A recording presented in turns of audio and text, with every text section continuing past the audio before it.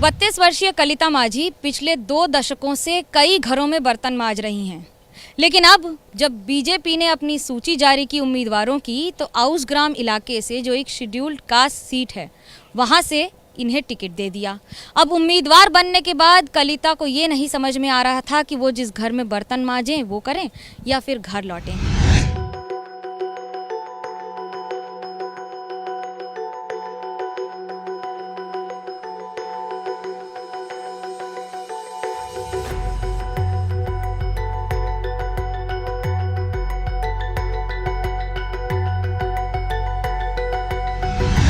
भारत माता की जय। बीजेपी जिंदाबाद जिंदाबाद जिंदाबाद। बीजेपी जिंदाबाद जिंदाबाद जिंदाबाद। बीजेपी जिंदाबाद जिंदाबाद जिंदाबाद। वैसे फिलहाल सदीन बीजेपी बीजेपी जिंदाबाद जिंदाबाद। वैसे फिलहाल सदीन बीजेपी जिंदाबाद जिंदाबाद। भारत माता की जय।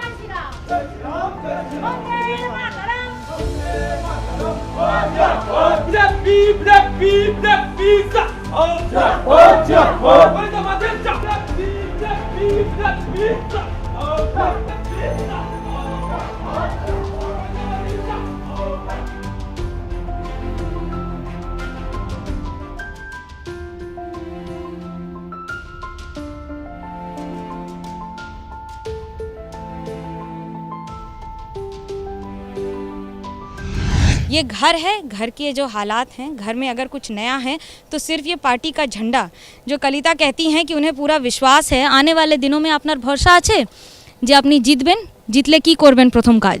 জিতলে আমি গরিব মানুষের পাশে দাঁড়াবো এবং একটা হসপিটাল করার খুব স্বপ্ন আছে। আমাদের চিকিৎসা হয় না গরিবদের, গুসকরা হসপিটালে কোনো সুবিধা সুযোগ নাই, একটা জ্বর জ্বালা হলেও চিকিৎসা হয় না, পায়খানা বমি হলেও চিকিৎসা হয় না। बड़ी बात कह रही हैं, अगर उम्मीदवार से विधायक बन गई तो अपने घर के पास यानी कि अपने इस इलाके में पुरसुरा इलाके में वो सबसे पहले अस्पताल बनवाएंगी। अस्पताल बनवाने का कारण ये है कि अगर किसी की तबीयत खराब होती है तो सीधा बर्दवान जाना पड़ता है।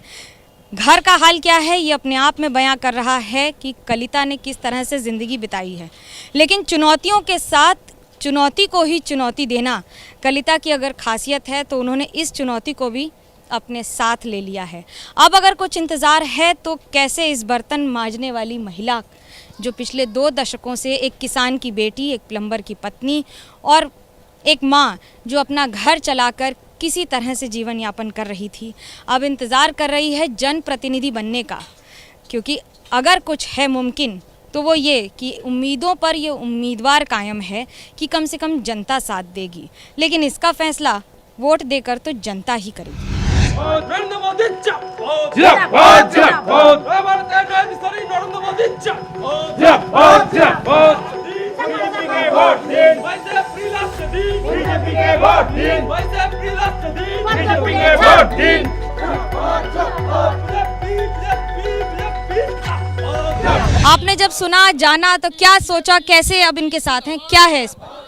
हम लोग तो प्रार्थी के साथ हैं। उनको चुनाव जिताने के लिए हम जितनी देर तक जा सकते जाएंगे। उनको सिर्फ जिताना है हम लोगों को, यही हमारा अगले। लेकिन जब आप यहाँ पर उम्मीदवार बना रहे हैं कलिता माझी जैसी महिलाओं को, कैसे देखती है पार्टी और कैसे देखते हैं पार्टी के समर्थक? कलिता माझी को जो आउसग्राम विधानसभा को कैंडिडेट किया, जब हम लोग सुने हैं तो बड़ी उम्मीद लगा कि पहला आउसग्राम विधानसभा की महिला एक कैंडिडेट हुआ है।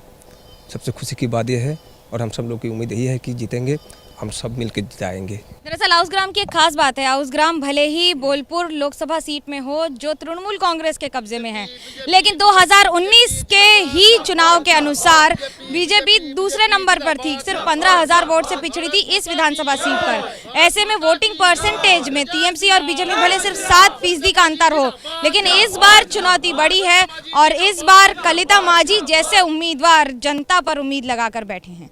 कैमरा पर्सन सूरज पांडे के साथ मनोज्ञा लोईवाल, आउसग्राम, बर्दवान, एबीपी न्यूज़।